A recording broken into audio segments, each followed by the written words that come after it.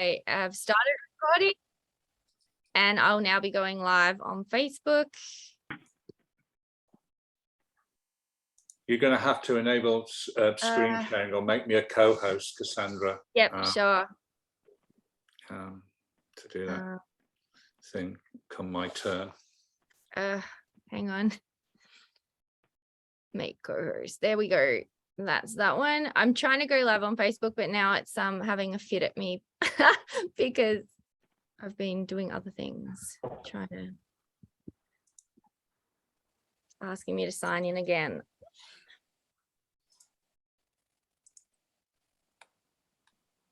Sorry, everyone. Okay.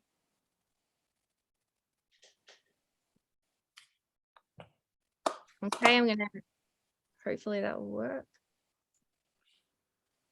Yeah, so Putin and Trump were out there playing golf. Out where? Yeah, so Putin says, I think you're gonna need a sand wedge for that one. And Trump says, I think I need a hamburger. That was a Trump word. Cindy knows it. She caught him on the spell check. Hamburger. I'm not sure I get that, Jeff. Sand wedge. They're playing golf. Putin says to Trump, oh, I think you're going to need a sand wedge for that. And Trump says, oh, I want a hamburger. Okay, I don't play golf, so I know what you're talking about. Oh, wow, man. I'll gladly pay you Tuesday for a sandwich today. One of the great golf jokes of all time. Yeah, Jeff. one of the best. It's a low bar, though, isn't I it? know what a sandwich is. I wouldn't know how to use it. All right, are we good to go? Yeah, why not? Let's do it. All right. Well, welcome everybody to the 97th Lit Balm that ever was, and we are delighted today to have Martin Figura, George Szirtes, Clare Shaw, Jessica Mookherjee, and MC Helen Ivory, who organized this event. We're delighted to have you. And as we go, we will now do a short reading from the hosts of the show, and we will start with Jonathan Penton, who's not here today, unfortunately. That's why we have a problem. We weren't unable to turn the caption, closed caption on the Zoom. So if any of you need assistance, would like to read what's going on, please go to the Facebook live stream. We'll post it in the chat intermittently, and welcome everyone. So first, we'll hear a poem from Jonathan, who founded Unlikely Stories, an electronic journal of literature and art in 1998. He's lent editorial and management assistance to many literary and artistic ventures, such as the New Orleans Poetry Festival, Rigorous, and Big Bridge. In 2005, he founded Unlikely Books, which publishes 3 to 5 books of poetry a year. He's organized literary performances and performed himself across the United States. His poetry books are Last Chat from Virgin Press, Blood and Salsa and Painting Rust, Prosthetic Gods, Standards of Sadity, and the free e-chapbook Backstories, which you can download from Argotist ebooks. And I have another ekphrastic poem from Jonathan to read called Large Pulcinella. It's quite a short one, but it's a pithy one. This lockdown is the point. My blade is one with my cross guard. The guard is hopelessly twisted. This frustration is more than an option. And that's from a sculpture by Sorel Etrog in the New Orleans museum garden there. Short but sweet, Mark. I think he was thinking I would read a little bit longer, but that's okay. I'm going to announce my, sorry. Oh, it was. I was waiting for you for the last, minutes to pass. Cassandra is an award-winning writer, scholar of prose poetry, professor of writing and literature in Melbourne, Australia. Her most recent books of prose poetry are Pre-Raphaelite, Leftovers, and Fugitive Letters. She's currently writing a book of prose poetry on the atomic bomb with funding from the Australia Council. Cassandra co-wrote Prose Poetry, an Introduction, and the Anthology of Australian Prose Poetry. She is commissioning editor for Westerly magazine. I'm going to read one of my lover poems. This one is called Professional Netflix Watcher. Sometimes I'd curl so far into you, I'd leave behind a huge expanse of bed. When I fell asleep, you'd get up and slip into that space, watching a Netflix film on your iPhone. Sometimes I push my pillow up close and snuggle into your back. You had little dimples on either side of your lower spine. I knew the best places for my head to rest, the hollow above your collarbone, the crannies of your chest. When we watched films on your laptop, I rested my chin on the soft part of your thigh, but you said it was pointy. You called it chinning. Once we binge watched all of the first season of You with my chin just above your knee. Neither of us moved for so long. The message, "Are you still watching?" popped up on the screen. You moved and there was a blue sideways oval on your leg. I rubbed my chin in sympathy, but you were shaking your leg and saying you had no feeling below your knee. You called me a chinner, said my chin had cut off your circulation and you'd have to get the bottom half of your leg amputated. I said you should choose something comic, so we watched 11 seasons of Cheers in a blanket burrito and drank beer until morning. Rather than skipping the credits on the final episode, you let them roll while you pulled me under you, singing the theme song in falsetto as I wriggled out of my pajama pants. On Netflix, the credits only go for 15 seconds, but you finished before they ended. I would like to introduce the intrepid Mark Vincennes, who is an Anglo-Swiss-American poet, a fiction writer, translator, editor, publisher, designer, multi-genre artist, and musician. He has published 20 books of poetry, including more recently Einstein Fledermaus, The Little Book of Earthly Delights, A Brief Conversation with Consciousness, There Might Be a Moon or a Dog with Gazebo in Australia, coming out or is out, and 39 Wonders and Other Management Issues, forthcoming from Spite and Dival.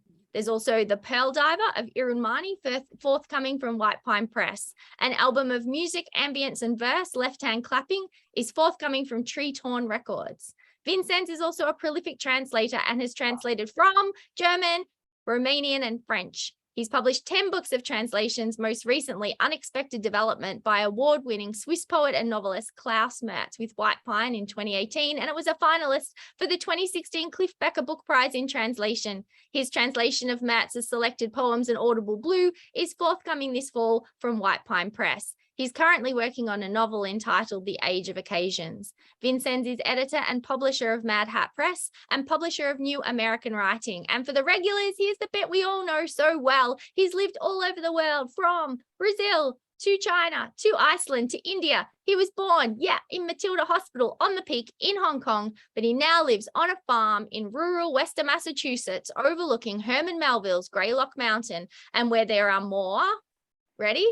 Long-tailed weasels, southern red-backed voles, and Allegheny wood rats than people. Mark, did I get that right for a very early Sunday morning in Australia? I think it's Allegheny, but I'm not sure. I'll just say that's the Australian accent. Whenever I mispronounce something, I just say, oh, we say it like that in Australia. So we say Allegheny here. This is a love poem called The Storm for Miriam. The high cascade with its large stones, the alder leaves, and from the flash flood, the roaring, the quicksand and the fallen trees, and that barn by the roadside, weather-beaten, now lying in the ditches, grinding down in a spitting and snorting, or like the scurry of a large pack of stray dogs throwing their sideways glances, or a murder of crows shopping in the rain. This is the place. This is the place. Life finds its sheen. Fetch the bucket. Let us serve up this storm. Find a high spot. Perch upon the shoulder of a cloud. Send out your sound and silence and your broken streams of air. Thank you. And I'm delighted now to introduce the intrepid Helen Ivory. Helen is a poet and a visual artist. Her 5th Blood Axe collection, The Anatomical Venus, was shortlisted for that year's East Anglian Book Awards and won the EDP, East Anglian Writers by the Cover Award. She edits the webzine Ink, Sweat and Tears and teaches creative writing online for the University of East Anglia National Centre for Writing. A book of mixed media poems, Hear What the Moon Told Me, is published by KFS, and a chapbook, Maps of the Abandoned City, by Sir Vision. She has work translated into Polish, Ukrainian, and Spanish as part of the Versopolis project. Her new and selected poems will appear from Mad Hat in the fall. She was recently awarded Arts Council of England funding to work on her next collection for Blood Axe, How to Construct a Witch. Welcome, Helen. Hello. Oh, Martin, turn your flipping audio off. Martin? That's how it happens. Got like super reverb echo settings or something. Is that better? No. Still echoey. Right, are we there now? That sounds good.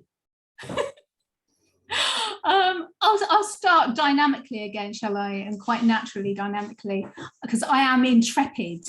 I didn't know that. Anyway, thank you so much for having me. And thank you, Mark, for asking me to invite some poets to read tonight. I'm very much looking forward to hearing our readers. Very excited, actually. And you're in for a treat, everyone.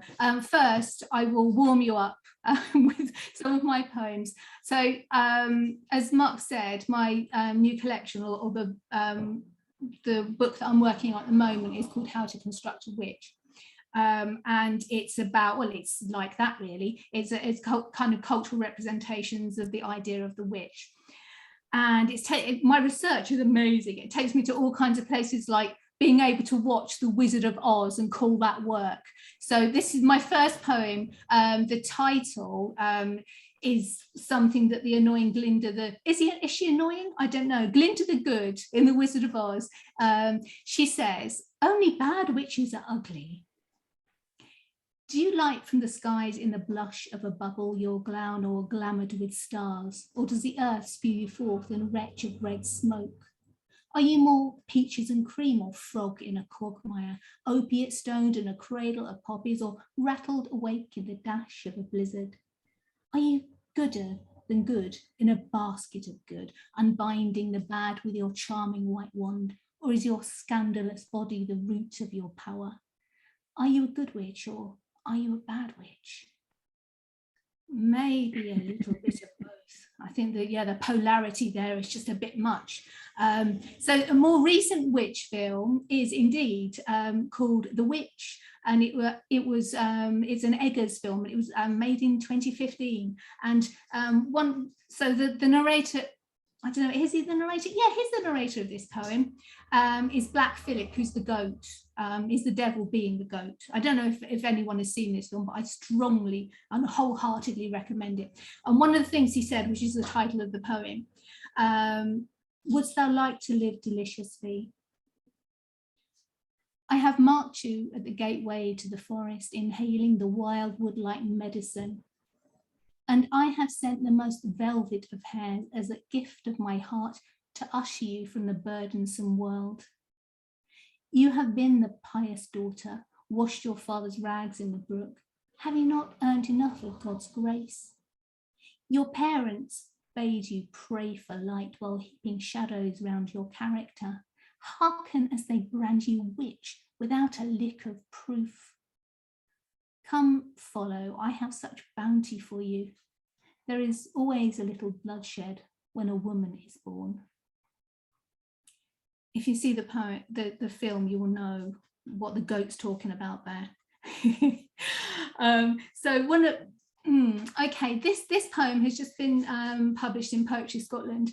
It's coincided miraculously with the pardoning of the people who were executed as witches there. And the person in this poem there's a woman called Lilias Adey, and her dates were like 1640 to 1704. And she was arraigned as a witch, but she died in custody before going to trial. And so tortures for people who are accused of being witches were sleep deprivation and pricking with a very, very long needle to find the witch's mark. So, you know, these yeah, anyway, she died before she even went to trial. And the poem explains kind of what happens to her body after she died. But when there's a thing in the Daily Mirror, which is in 2018, which is a tabloid newspaper over here, about this story. The story is relatively sympathetic, but the title to kind of get you in was "A Witch Who Had Sex with the Devil," as they all did apparently. Anyway, so Lilius AD.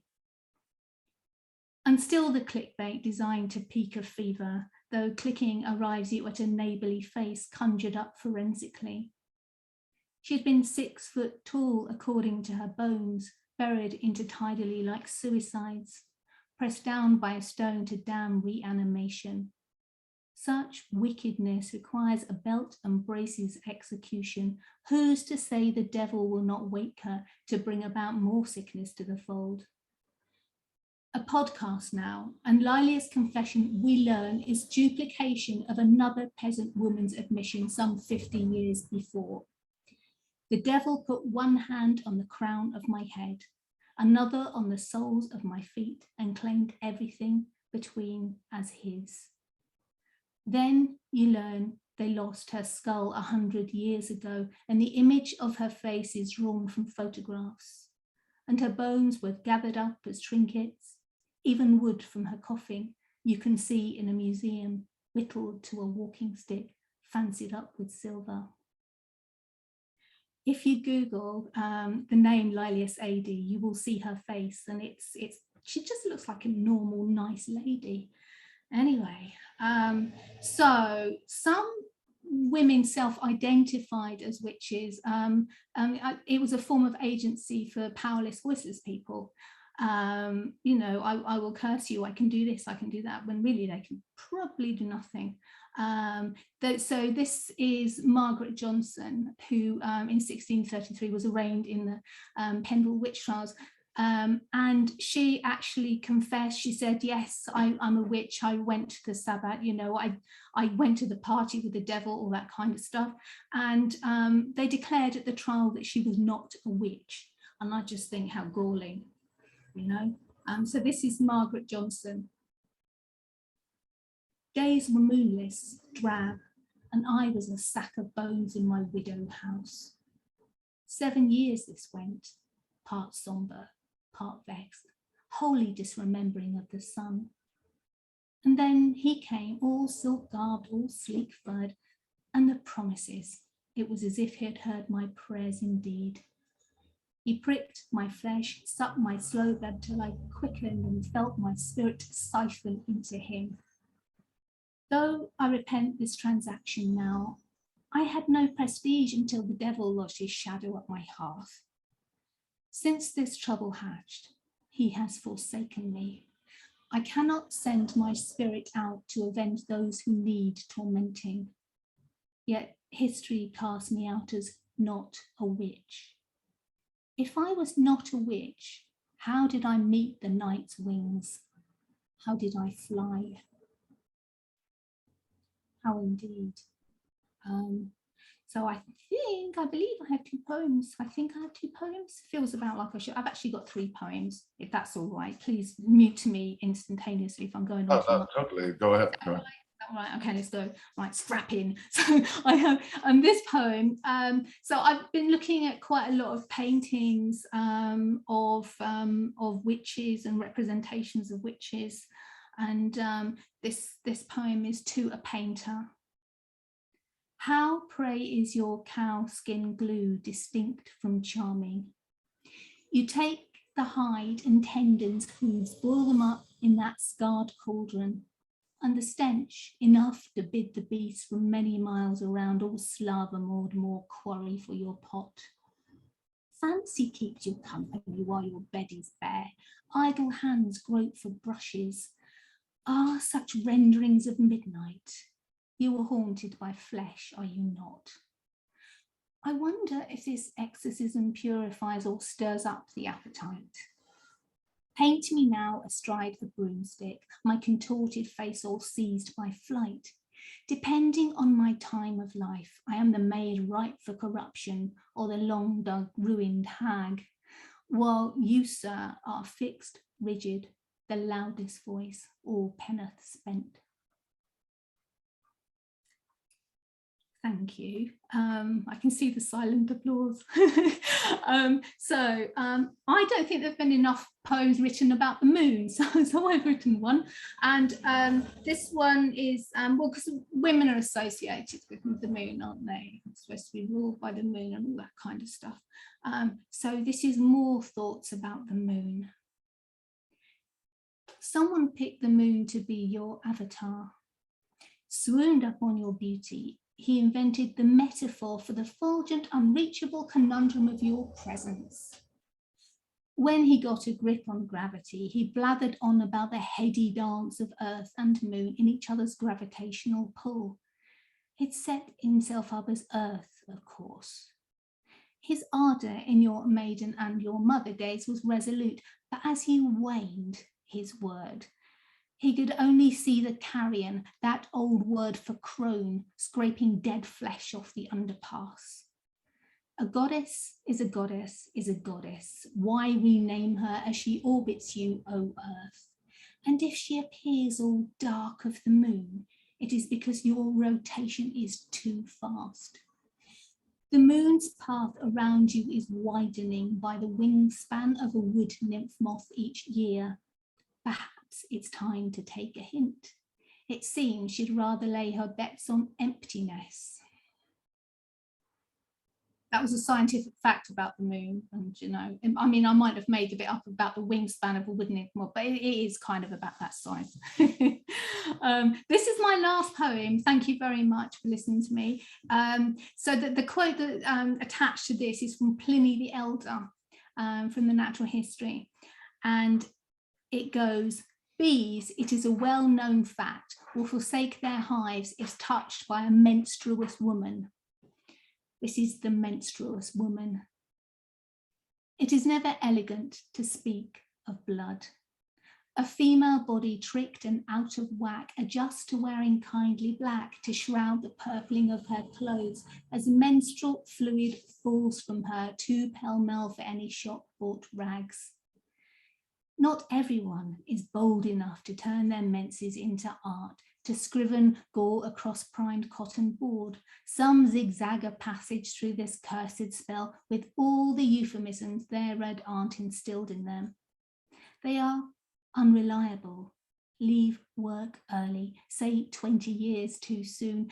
They become a woman of a certain age. Who needs the foul embarrassment of aging female bodies in a public place? Who really wants to be deprived of all that honey? Thank you. That one's kind of sexy, actually. Next, we hear from Jessica Mookherjee, who is a widely published poet.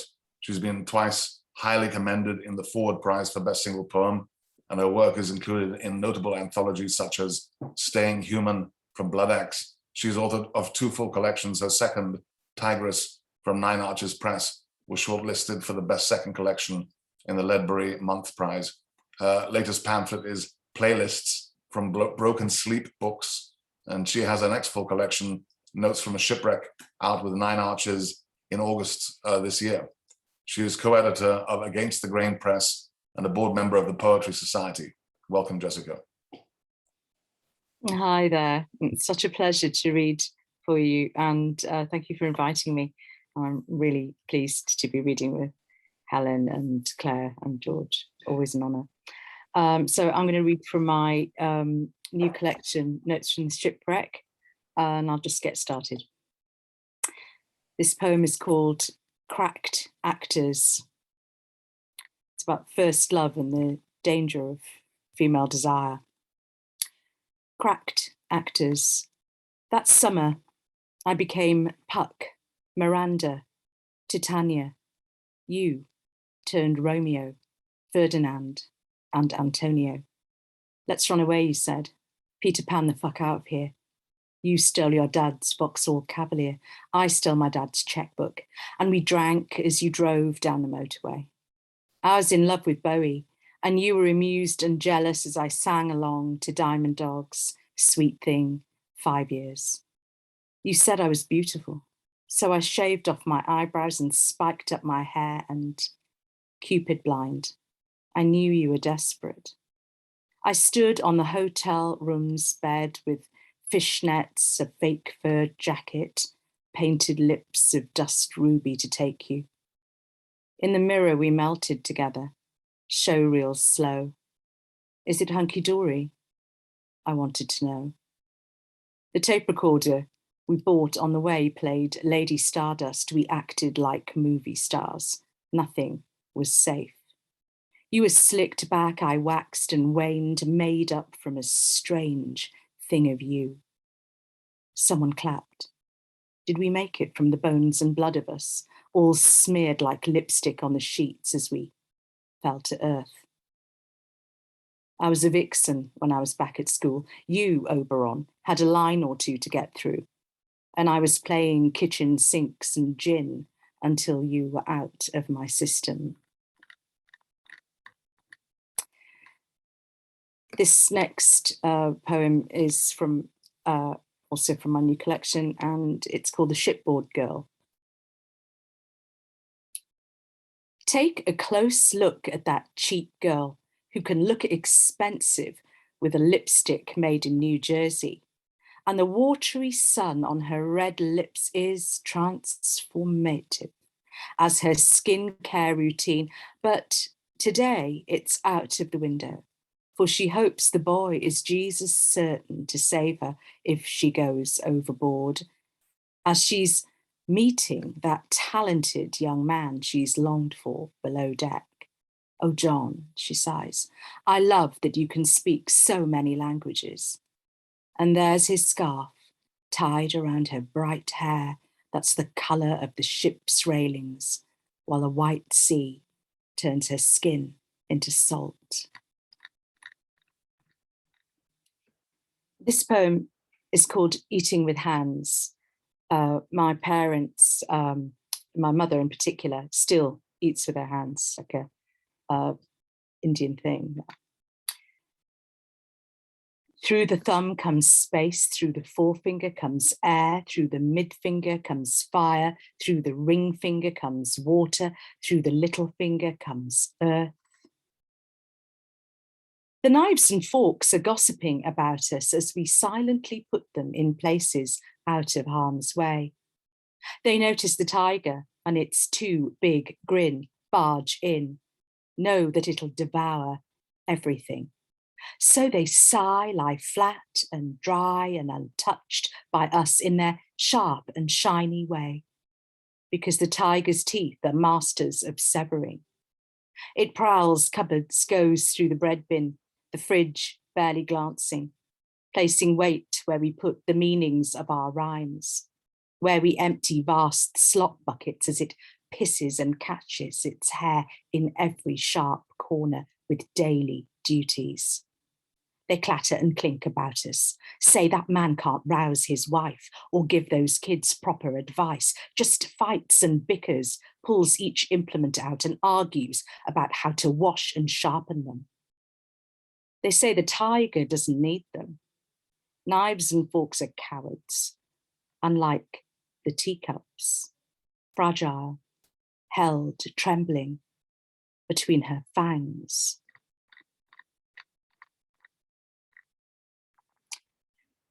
And you may have guessed I'm a Bowie fan, so this poem was inspired when Bowie visited me in a dream.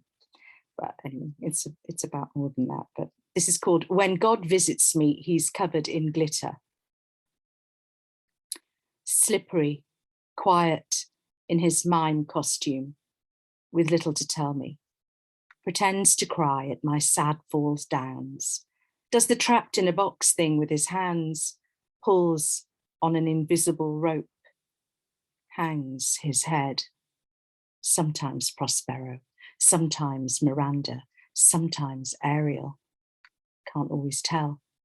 If he tries to scare or soothe as prayers are answered in cryptic clues and dance moves. Whimsical, he turns up as a woman, clothed in glistening fish. a bowerbird, or a sharp-suited magpie, whatever the mood, tells me things in shrieks and spears a word or two my way cut up from magazines. He did fall to earth in my dream once, dressed as a blue jay with a wide-brimmed hat, told me secrets, but I suspect he tells everyone, says Satori is the answer. And I know that's a trick to keep me listening. And this poem is called The Slip. To captain a ship of flesh is no mean feat, a trick known by shadow and stars as sea clocks tick. With a sperm whale in your belly, the ocean's a blood black overreach. With pips in your guts, you bellow with men at the abort point. You're old enough to know better. They call you Boy Wonder with glinting eyes. Where there's gulls, there are eggs, they cry. The land's full of grief water. The lubbers from the Hooghly murk across the slough of the Trent, Ouse, Lee, and into black water. Worse things happen at sea. Bitterlings, spawning coral. The first crimes to get aboard the ship. Mother lets you go with no temples, no plan. Navigate by moonlight, read stars, taste wind, fall short, learn that dirty weep of sore-tongued sailors speak. Listen for the siren. Fly speck rations to peck on, hard tack in cupboards. From the warm and saline, a white bird lands on deck. You bathe under its speedy eye, no rhyme or reason. You cut that moon calf out of the quarterdeck, leave it dazed in its sea of gut blood to the gull shriek, crying its soul out.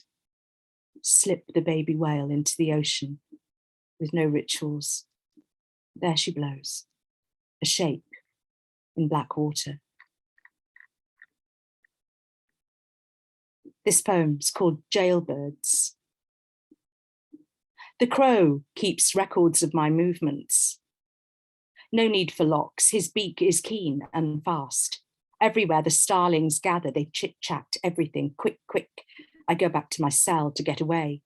Each night they want me to eat small mice or snails, whatever the owls put in front of me. They watch, heads turned. I say it's good grub, but I throw up. The owl is pleased. I know this because her barn feathers get thick and bright as my coat clogs. She doesn't speak. I spend my time alone in my cell, tearing up pieces of paper. The birds think I'm nesting. And every ship needs a ship's cat. This is called The Ship's Cat. Seaboard in that tight inch twitch of the ship. Stuck with pulleys, your high tail flick is stuck where the ship in a bottle smacks its eighth life. Hide in walls of the deck, stow-trapped with sows and stags, an ark full of creatures, unsure how you got there through that tight bottle neck.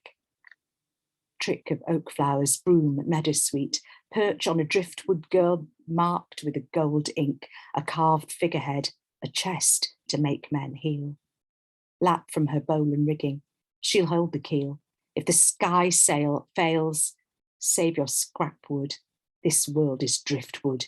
You're tied to the mast. A twist of your collarbones, a spill of flesh laced with vervain, fig and foxglove, and you wake in a car park and the shanty stops and this sea is gravel hard. The scuttled hulk set you free. You squeeze a ninth life from a salvaged tank, emerge near drowned in those middle years, escape the jar of painted sea. And penultimate poem.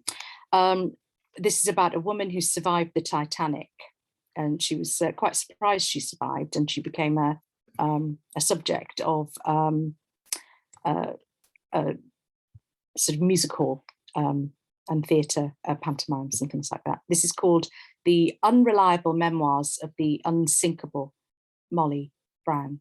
It's about survival. I met a deep sea diver with a fear of water who held secrets. She knew I couldn't swim, said, start small, take a hot bath, feel your body expand, lose its shape. These are the first steps to bravery.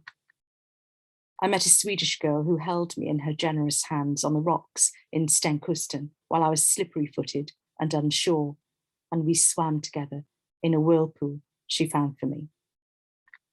I met a boy I loved with a broad back.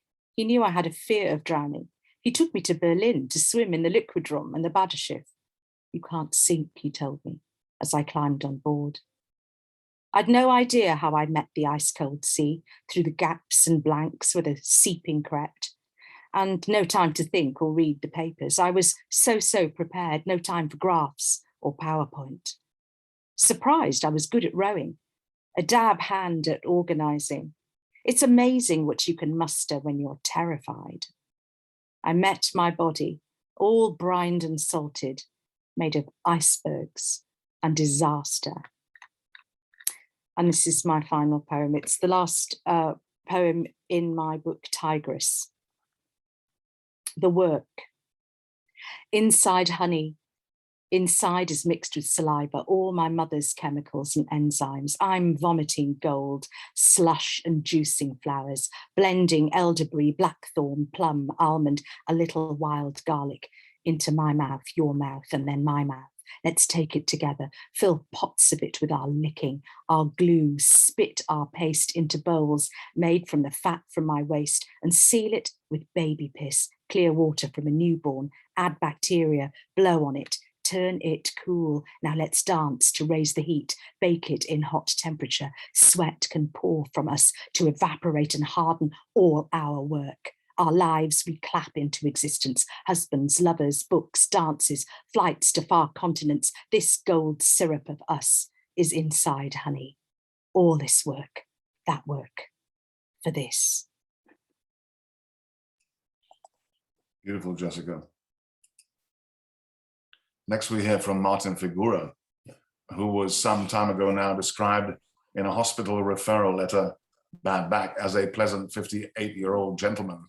His collection and show Whistle were shortlisted for the Ted Hughes Award and won the 2013 Sabater Award for Best Spoken Word Show.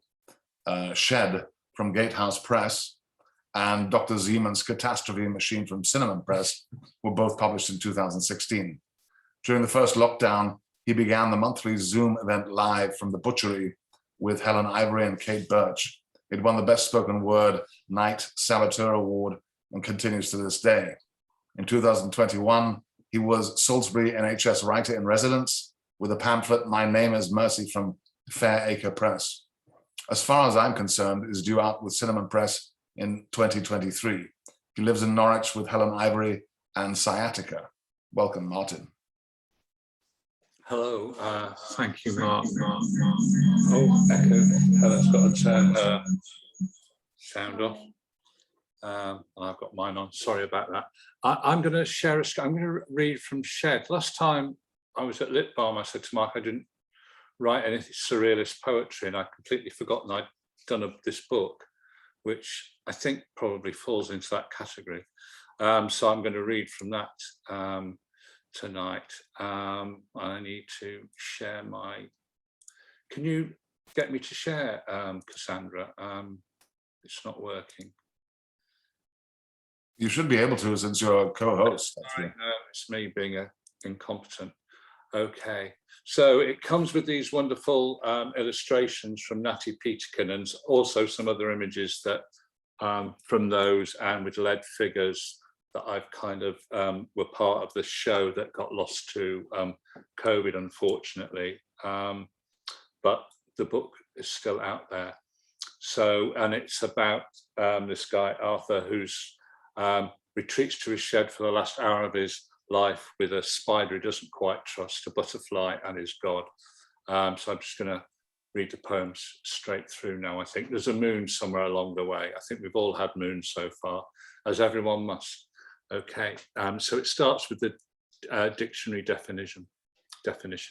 Sheddism, noun, sheddism, belief that beauty and fulfillment are found in solitary hours and the occasional performance of useful tasks, should you so desire, that one's existence can be established through the hoarding of useful objects, that true evil is the disposal of anything, however broken. And pondering the concept of shedness, a shed is an object, it can take many forms. Did God create the one and only original shed, or was it the carpenter, and what of the painter with his creosote hands? If there's a porch, is it not a summer house? The shed is visible on Google Earth, is a face-down book, Wunderkammer, Spider's Web, Matryoshka, Carapace, Ammonite, a circus, common beetle in a matchbox, a compendium. Prise the rusted lid from a paint tin with the blunt head of a screwdriver. Lift the bright red O of Fumi meniscus, hang it like a small cloak on a nail and remain watchful. I hammered nails in the workbench, circle on circle. My arachnid companion and I weave, he with his silk, I with white string, neither of us seeking conversation, just to be left alone with our work. Trees are stoical observers and recorders of time. I've covered the window with bin liners, let light creep through a small aperture. The hill appears fuzzy and upside down on the creased white sheet. Sheep drift on their backs, speak to their dark sky. I worship the pale, mottled moon, the camellia so laden with flowers, ham sandwiches in greaseproof paper, the flask and the cup. The hurricane lamp and moths present a phantasmagoria against lumen-filled jars and cedar walls. The shed window is a magic lantern of flickering terrors, spiders all 6s and 7s on his web. At night, the window is a toothless mouth, my face held softly by its jaws. How gloomy I look with my corona of white hair and cow gummy eyes. Distracted, I could mistake the apocalypse for simple rain, let the shed fill with groundwater. In 1 billion years' time, archaeologists with soft brushes may find a shed rotted and inside out, illuminate my stone flesh in a museum display case. What I say here goes unheard. All the same, I cover my mouth while speaking. The birds are lip readers and terrible gossips in cahoots with the twitchers in the woods. The clinging taste of cobweb on a tooth-scraped tongue. I inspect Spider under the looking glass for any trace of a smirk. I'm beginning not to trust him. There's the husk of a fly in my tea.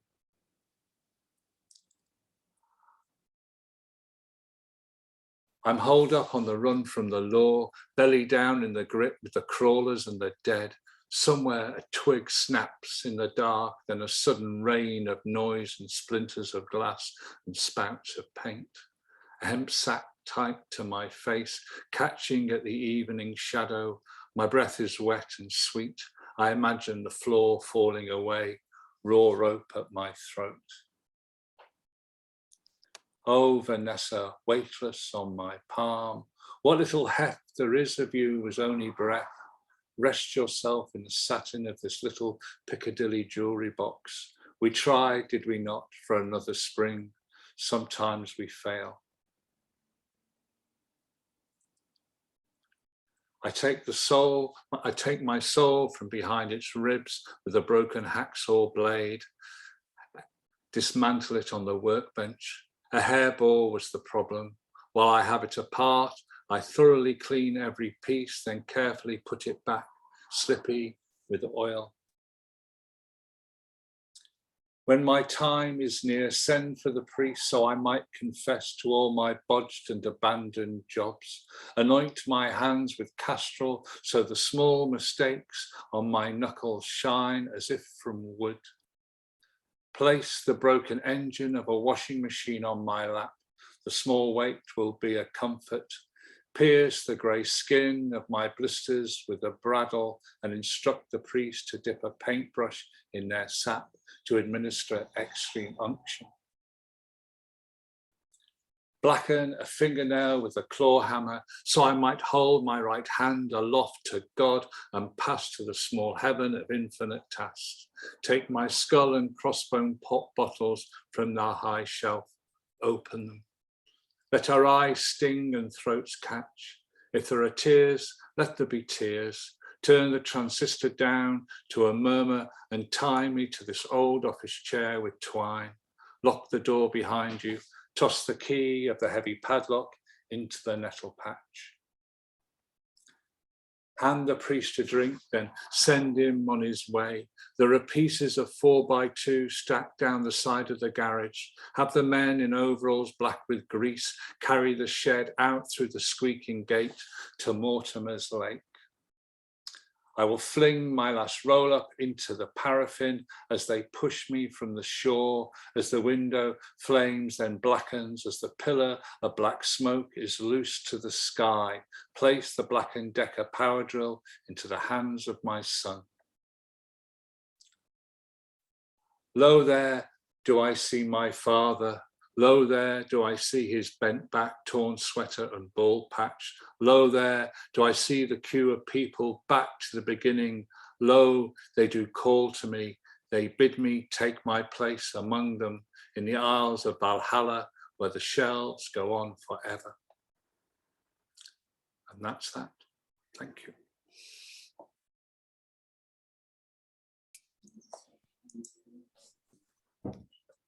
Thank you so much, Martin. That was wonderful. Thank you. And well, I think I'm handing over the mic to Helen at this stage, yeah?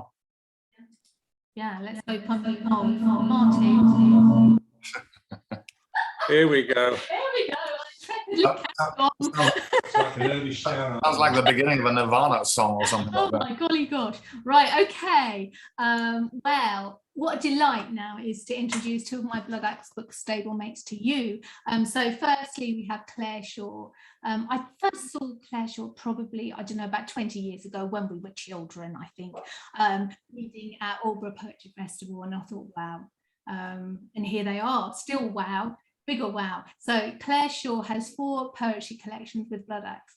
Their latest collection, Towards a General Theory of Love, which I absolutely recommend, was awarded a Writers Award and was published in May 2022. Clare is coordinator at the Kendal Poetry Festival and a regular tutor for Wordsworth Grassmere and the Argonne Foundation. They write for radio and enjoy working with visual artists, musicians and composers. They wrote the libretto for Daylighting, a community opera which was commissioned by the Royal Academy of Music and premiered in 2022. Clare is also a mental health trainer with a particular interest in trauma, creativity and well-being. In collaboration with the novelist Winnie M. Lee, Clare was the recipient of the Royal Society of Literature Matters Award in 2019, creating workshops and a free online resource for survivors of trauma. Please welcome Clare Shaw. Thank you, Helen. That's lovely. How nice to know that we met as children, Helen. All that time ago in Lancashire. I must apologise before I start speaking. I have an absolutely rotten cold and cough. That's why I've kept going off screen to have coughing fits. So if I have a coughing fit in the middle of this reading, apologies in advance. With that in mind, I'm going to read some of my quieter poems. I'm going to start with, I'm going to read just from the new collection, which was born very recently. It's practically still got its umbilical cord. Without being too graphic. This is a poem called Rosie Medra, which is, thank you, Stuart, for the permission to cough with style. Rosie Medra is a piece, well, it's a town in Wales actually, but it's also a beautiful piece of music by a composer called Vaughan Williams, and it's a piece of music that means an awful lot to me. It's all in here. how soft her feet were after years of not walking, how her breath was so loud it was like she was speaking, how the cello can hold it, how I couldn't believe it. It was more than a person could bear. How we woke to the sound of the stream in the garden, how weeping endures and joy comes in the morning, how loss is a church and the heart is an organ, how pain can be sunlight, how grief is white blossom, how we were star. Oh, the sobbing viola, the wonder of it, and the bluebells and horror, how grief is a lake I will walk by forever. Oh, the love that was summer, my mother, my mother. It's nice to give the viola a mention. I'll carry on now. The book opens with a sequence of poems about my mother, but she's just in the first quarter. The rest of the book is different kind of snapshots and portraits of love. And it's kind of structured, I guess, around a sequence of poems that are based on the infamous experiments carried out, I think in the 60s, by psychologist Harry Harlow, who proved the existence and the value and the necessity of love by depriving baby rhesus monkeys of love, especially maternal love. And some of the poor little monkeys just curled up and died because we need love. Anyway, this is called Monkey Writes a Poem About His Mother, and it begins with the epigraph from Deborah Bloom. The children who really suffered, the little monkeys who wholly grieved, were the ones who felt they had lost something. You were the seed and the leaf and the fruit. You were the earth and you were the root. You were the song in the echoing dark. You were not snake. You were never the rock. You were needle and bark, and you were the river. You were not winter. You were fresh water. You were not locked door or slammed door or rattle. You were not metal. You were not empty bottle. You were treetop and grassland and night sky and star. Oh, you were warm, you were rain, you were air, and you were the oak leaf and honey and clover, and you were the forest, and you were my mother. You were the shore where no crocodiles are. You were not wire. You were not wire.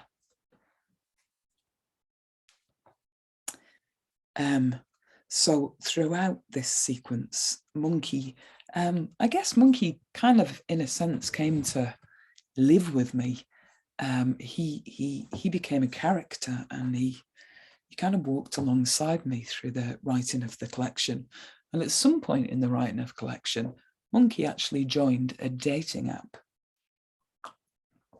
And luckily, he wrote us a poem about his experience there. Actually, this is Monkey's status, if we're going to be exact. Monkey joins a dating app. 1, I require a relationship within 500 miles. I do not believe in God or pets. I am athletic and very hirsute. 2, I am passionate about grasshoppers, rain, keeping warm, and sex from behind. 3, I am grateful for not being dead, for my good teeth, for the river, and whatever there is in the fridge. 4, the 5 things I can't live without are love and water. 5, please swipe me. I am excellent at making children. I avoid inbreeding. I can fish for ants with a stick. 6. Though I do not own my own car, I am community minded. I enjoy making new friends. 7. And also sex. I am good at climbing trees. Quite the catch, Monkey. Quite the trier. And it would seem in the course of that year that Monkey was successful. Monkey teaches me map reading skills. Show me where you are on this map, says Monkey. I tell him it's impossible. I lost all of my navigational skills as a result of a terrible shock. And anyway, I met this woman for lunch and she took me to a hut in a forest. I have no idea where. And we lived there for years. We drank from a spring and built fires. We were happy. She went to the shops in January and I fell asleep on the floor and woke up in summer. There were butterflies and our children pronounced them in Spanish. All I know is this morning we were somewhere high up on a moor. Believe me, I have no idea where I am, Monkey. When I first met her, we stood very close on the tube, although there were seats. We were trying to get back to the hotel and her fingers were in between mine and her eyes were a green shade of brown and we were lost. But Monkey insists, so I show him. I am here where a river meets the sea. I am sitting by the fire. I am high on the moor. I am in her bed. I am waking with her. I have travelled a long way to be with her. See here, Monkey. I know where I am exactly. I am in a hut in a forest. I am in love. See, I got mixed up between me and Monkey, and that's what happened in the end. I didn't know which was which. I think this poem refers to that effect of living for a long time with a baby rhesus monkey who survived Harry Harlow's experiments. Monkey invites me to imagine. I am walking in snow for the first time, and my paws are bare. The fields seem endless, and I cannot make sense of the sky. The air is rapid and quiet. It burns, but Monkey is peaceful. He bids me notice that sheep are not actually white, that some pain is worth it. He does not tell me to put my boots on or not to eat it. When you come late to snow, says Monkey, you will always be ready to stand under the moon to watch it fall. Sometimes I don't know which of us is Monkey, especially now, when he is leading me carefully up to my room and we stop by the high window so that I can stare at the snow. Look how beautiful it is. For this night at least, no harm will come to us. And I shall finish with Monkey reads William Blake. I'm really glad that Monkey got into William Blake because William Blake has been a favourite of mine since I was a teenager. And in fact, the epigraph to this poem is a teeny weeny little poem that I read a long time ago, and I've kind of carried it within me. You know, how poems sort of become like the seed inside your grape, or that weird little thing at the middle of an aniseed ball. And I don't know if I've just become culturally untranslatable. But the tiny poem is, the angel that presided o'er my birth said, little creature formed of joy and mirth, go love without the help of anything on earth. Monkey has developed a fancy for William Blake. He puts down his book and tells me that Blake is part monkey, and John Clare with his exquisitely sensitive eye. Dogs, he says, are also half monkey.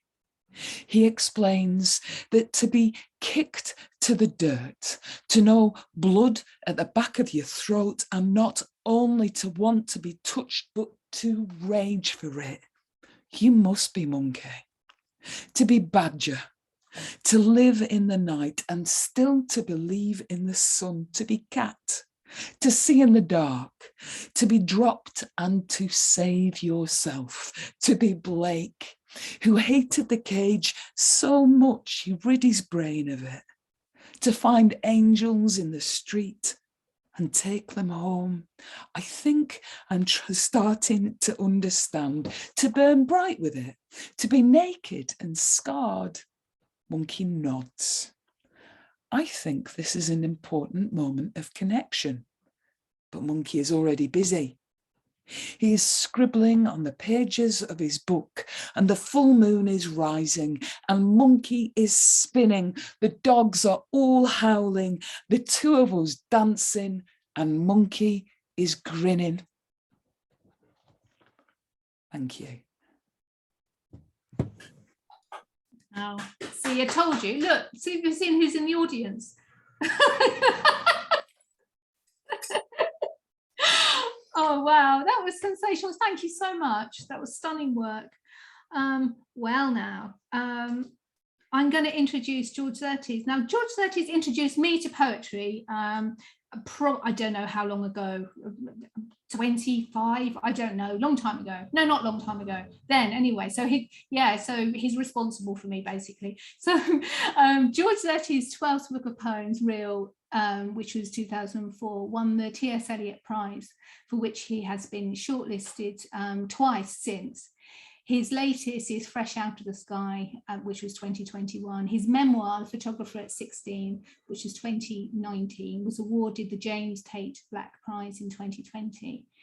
He is a fellow of the Royal Society of Literature, a co-winner of the International Booker Translators Prize with his own books in various languages, including Italian, German, Chinese, and Hungarian, as well as individual poems in many others. George's international prizes include the Dairy Prize in Hungary, the People in Poetry Prize in China, and the Best Hokin Prize in the USA. He's also written for children radio stage and text for music. Please welcome the fantastic George Szirtes. Thank you very, very much, Helen. You may remember I'm also, excuse me, I was also your father on one occasion. At your wedding. I remember that now, yes. Yes. I'll start with a poem called Landmarks. This is from a sequence of poems, a collaboration with a Singaporean poet, Alvin Pang. And we've been sending these poems to each other for well over a year now. This part is to do, we got onto the subject of cities, and these are 3 verses to do with cities. These are the landmarks we navigate by. The trees, lampposts, shops, doorways, streams, and tracks we have inwardly digested. We can name them and locate them on a map. The hill of good fortune, the street of dilapidation, Death Valley, Crack Alley, Soft Landing, the creeps, the sunlit uplands of upward mobility, Park Bench Hotel, the square of the beheaded. We have known and named them. We can pinpoint them in recesses of the brain. It is all grey matter. These sites are dear to us. For these we may perish or spill the blood of others. The local is our universal, though rarely vice versa. Hand me the sat-nav to the territory. Let's go. We can always return. They have to take us back. Look, this is a map. You can track your movements on it. It will follow you, faithfully dogging your steps. It'll listen to you when few others might. It will lead you out and guide you back. You are not lost. You are among friends. You can stay with us overnight. You can pretend to be standing still while the train goes whistling through. It will still be there when your journey ends. The city is your mother, extensive, consoling, and utterly strange. There are parts you wouldn't want to visit and parts you have escaped from. There are the noises she makes at night when dreaming. They are your dreams too.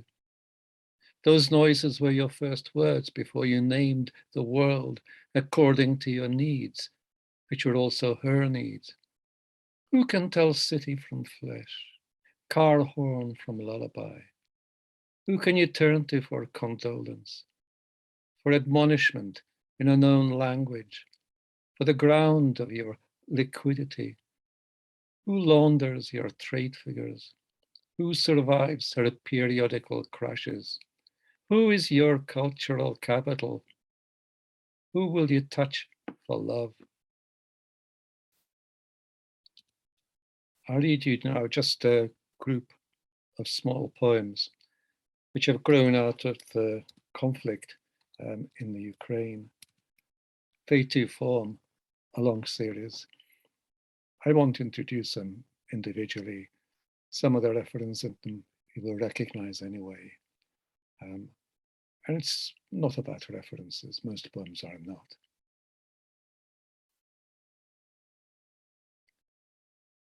Moving on from cities.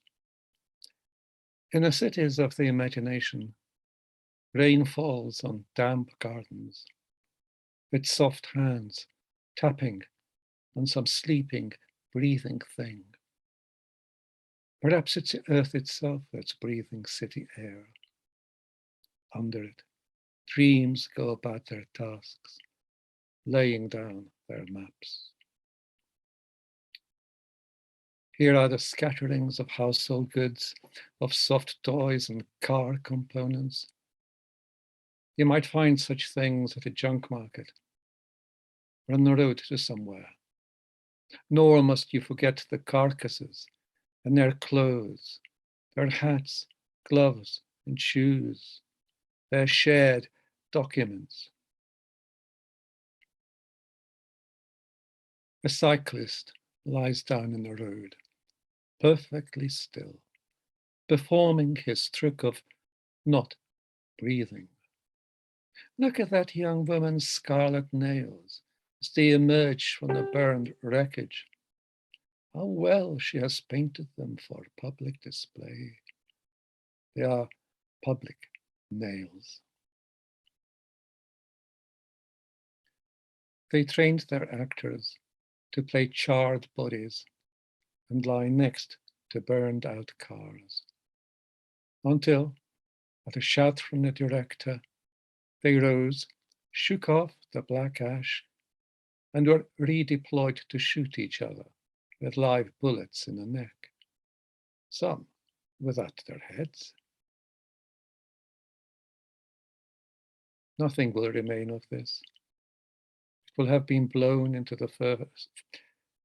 It will have been blown into the furnace of the time to be consumed. You will not see it or remember it. The dead will have gone to sleep on a bare platform to dream their children as the train pulls out.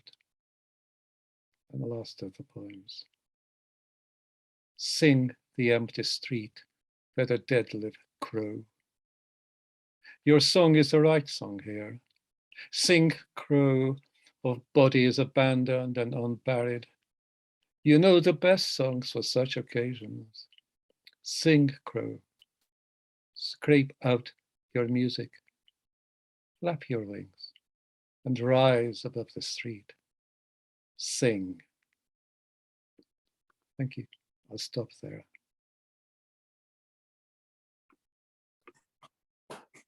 Gosh, thank you so much, George. We're so lucky to have you read for us. Thank you. Can everyone unmute and give everyone a round of applause, please? Yeah, absolutely. Let's do that. Can I thank you all for the poets who were reading, marvelous readers, and thank you to all those who made it possible, Mark, and, Cassandra and Jonathan. Cassandra, yes, thank you. Thanks, Mark. Thank you, George. Wonderful reading, and thank you, Helen, for organizing this amazing event. And now I'm going to hand off the mic to Cassandra because I think we have a few open micers tonight, right?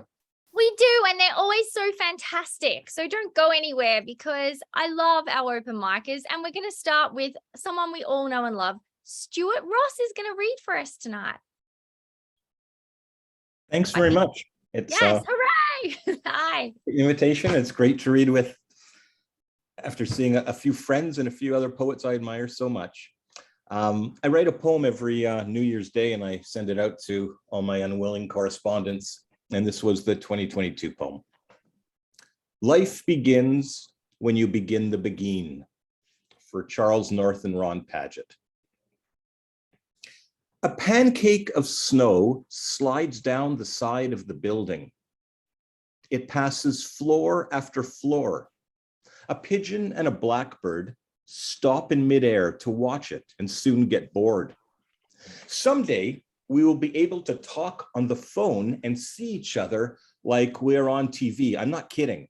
Someday, we will each have a real television right in our own living room, and we will watch Jack Benny and Edith Piaf circle each other, masked. Plus, there will be ads for cigarettes and bras. Someday, we will have a rectangle with 4 wheels that we can move around in. At night, it will sleep in our driveway. Don't forget to put the top up. The sidewalk peers up and sees a pancake of snow approaching. For the first time, it experiences suspense. I pronounce every word as if I have no mouth. I keep all your letters in the credenza and end all my letters with a cadenza. Oh, beloved chunk of geography, please put Ljubljana in my backyard. We can ride up and down the funicular. Someday a stack of pages will become attached and declared a book. As James Tate once said, my cuticles are a mess. Inspired, I wrote a Broadway musical about cuticles choreographed by Busby Berkeley. It closed after just 1 day, but changed the lives of those who saw it. Look, someday we'll understand each other. Someday we will learn how to grieve. Someday we'll realize what happened. Just sit back and wait till the pancake hits the pavement. What a perfect poem. Thank you so much. I love the opening. A pancake of snow slides down the side of a building. That is genius. And you got Busby Berkeley in one of my favorites too. So thank you. What a great way to begin open mic. Next, we have Ronald. Ronald, give us your stuff today. Yeah, I'm very happy to announce that my 8th book of poetry has been just published. It's on Moonstone Press, the Philadelphia bookstore and poetry center. Unfortunately, the publisher sold out, but you can contact me and I'm getting some author copies. So anyway, a couple of erasure poems from my book of erasure poetry. By Rabindranath Tagore, this is I Will Not Let You Leave, and this is an erasure. Midday is getting more and more intense. Midday gusts waft an old beggar woman. Her rags shade the banyan tree. Tired slumber stretches a night void of life. In my house, there is no rest. And this is an erasure of The Sorrow of Love by William Butler Yeats. The quarrel of the full moon and the sky leaves earth with red, mournful lips. And you tear the sorrows and the burdens of the unquiet earth. Thank you. Thank you so much. And your book sold out. How amazing. In my house, there's no rest either. Thank you for those. They were wonderful. Next, we have one of our favorites. DeWitt Henry's going to read. It's always a pleasure when he does. He's sitting in his famous chair that John Wessex has put in a poem and immortalized. So DeWitt, are you there? I am. Thank you. Some of us erase, others of us find. This is a found poem called Support the Arts. Is not a patron, my lord, one who looks with unconcern on a man struggling for life in the water? And when he has reached ground, encumbers him with help? The notice you had taken of my labors, had it been early, it had been kind, but it has been delayed till I am indifferent and cannot enjoy it, till I am solitary and cannot impart it, till I am known and do not want it. Thank you, Samuel Johnson. You got to love that. A found poem with DeWitt is a little piece of magic that he's able to kind of make entirely his own. So thank you. Jill is up next. Jill is going to read us a sonnet, I think, unless she's changed her mind, but I'm pretty excited about having a sonnet on my Sunday morning. I haven't changed my mind. It is a brand new poem and it is called Not the One. Our eyes will not meet across a crowded room. I will not twirl my hair and you will not read that as an invitation to come over. You will not ask me to dance. We will not beg the band for one more number, blinking as the lights go on to send us all home. You will not swipe right on my picture, nor me on yours, no match. You will not send me a tentative message. I will not reply with a longer one. We will not text for a while, then meet in a public place. You will not suggest a second date, somewhere more private. I will not be invited to make up the numbers at a dinner party where you, the new neighbour, will not be guest of honour. We will not be seated together, nor discover a common interest in wild water swimming. We will not meet at the lake on Sunday. You will chat me up on the street, encouraged by my smile as we pass. We will not spend the rest of our lives together. Wow, I loved that.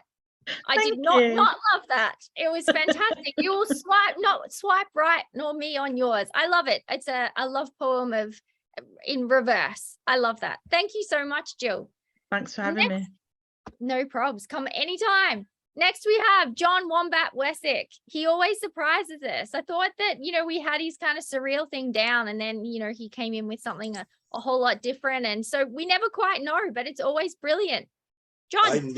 I never know either, Cassandra. Well, you're good at faking that you do. This is called After 22 Years of Zazen. And of course, Zazen is just Zen meditation, but you knew that.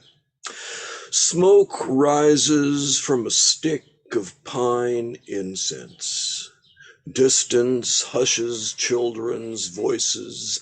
A songbird symphony rides the stillness that smooths the ocean to perception's limit.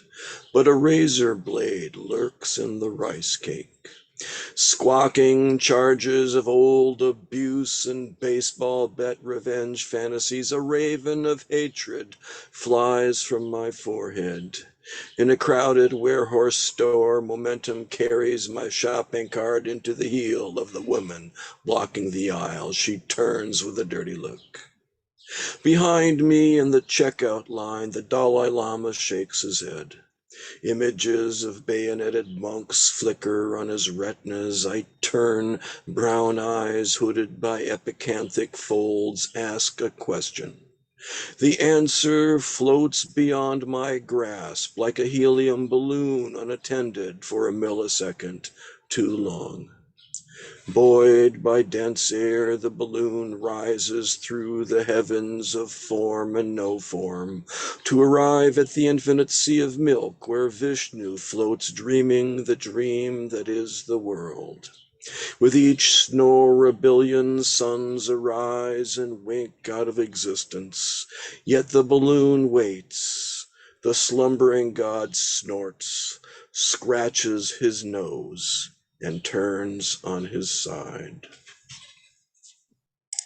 And Thank you. that's why we love John Westick. He's amazing. I'm with Martin. I don't know whether I like the kind of razor blade in the rice cake or the infinite sea of milk, because I do like dairy. So amazing. Thank you so much. Cindy is next. Cindy is a badass poet, or a badass poet. I never get that right, but she's one of them. She even has a t-shirt to prove it. So Cindy. Thank you. Thank you very much. Oh, look, she's got it on. I didn't even know that. Yay. Yep. I was prescient. I knew you were gonna. That's it. Okay. Well, I have to apologize to Cassandra because this isn't a prose poem. It's a list poem, and it's going into my next book, with which Cassandra blurbed, and which Bob Heenan, who's somewhere in there, is doing the cover for, and it's called Secret. If you tell me your secret, I will keep it under my derby hat. I will keep it under my green beret. I will tuck it under my satin pillow. I will dissolve it under my hungry tongue. I will mix it with my errant blood. I will shoot it into my impatient veins. I will shoot it up to bloody Mars. I will comb it through my golden hair. I will shove it under my bitten nails. I will place it inside Pandora's box. I will stuff it into my Burberry boots. I will pour it into my vodka flask. I will stick it into the thorn in my side. I will whisper it to myself at the end of the day. I will recite it in my devout prayers. I will lay it down on a wooden bier. I will shape it in my careful hands and make it into a glorious poem. Thank you. And that's our Cindy. Burberry boots and a vodka flask. You can find her anywhere that there are badass things happening. I have a late arrival, which I'm very excited about. Tasneem has said that that they would like to read, and then of course we always end with Bob. So there's just two more. So stick around, please. Tasneem, can you unmute yourself and read, please? I think okay, right? Yes, perfect. Thank you. Thank you very much. Let me introduce myself a little bit. I'm Tasneem Hussain from Bangladesh, and I had a book launching just last week. And the poem that I'm going to read is from the second book of my poems, The Floating Feathers. Before my curtain is drawn, do not shed tears when I'm gone. Give me a moment now before my curtain is drawn. Stay with me for a while, sit silently by my side. Take my hands in your hands. Let me rest on your shoulders, my friend. Talk to me with your sweetest words.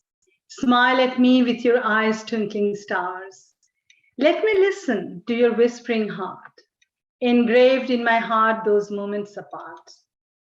If you cry when I'm gone, my life's curtain already drawn, what meaning would it hold for me? How will I know that you cared for me? How will I tell you what you meant to me? Let these moments of love be an eternity. Come, sit beside me and love me now. If you love me, then make me this vow. You won't cry when I'm gone, for you will never be alone. I will be with you very near, wiping away all your tears. Do not shed tears when I'm gone. Give me a moment now before my curtain is drawn. Thank you. Thank you so much. I think you let us listen to your whispering heart. That was beautiful. Thank you so much. And thank you for participating in Open Mic. It was really wonderful to see you here. Thank you so much. We are going to end in my favorite way to end Open Mic, which is Bob Heeman in his famous kitchen. We do monitor his dish rack. I don't think there's any more or less than there normally are in there, but he reads from his famous kitchen and it gives us a little something to take away with us, either for the rest of the Sunday like it is for me or for your Saturday night. So no pressure, Bob. No but pressure. Let's hear something fantastic. Information. To mention a caption is to remind the reader that the world created is not a real world after all. Still, it must be realized that this is not necessarily the case, and that sometimes we will not be allowed to escape the world we found. I told you, it's amazing, right? It just gives me that little bit to go on philosophically for the day. And it's all rolled into a wonderful information poem. So thank you to Open Micers. I love you all. It was fabulous. The features were brilliant. So it was lovely to be able to keep going after the features into Open Mic. So Mark, back to you to close. Thank you. And what a wonderful open mic that was tonight. Helen, thank you so much for putting this together. And thank you, Jessica, Martin, Claire, and George for the wonderful, wonderful readings we had tonight. So just to let you know, next time you are expected to see Joseph Leese, Megan Bryceth, Todd Edgerton, and Sheila E. Murphy on June 18. I hope you do join us for that night. And in the meantime, just to close, I'm going to read the second to last poem in my book, Einstein Fledermaus, an offshoot. It's only 5 lines. An offshoot. 3 moonless nights, and the coyotes are out at dawn. Somewhere in the ocean, the eels are lost, turning into seaweed. Thank you so much, everyone, for a wonderful night of poetry. Lots of love, lots of poetry, and hope to see you next time. Thank you once again, Helen, for putting this together. And we'll see you on the flip side. Yeah. Thank you, everyone, for being brilliant. I'm giving an unmuted round of applause on my own. Absolutely. Absolutely.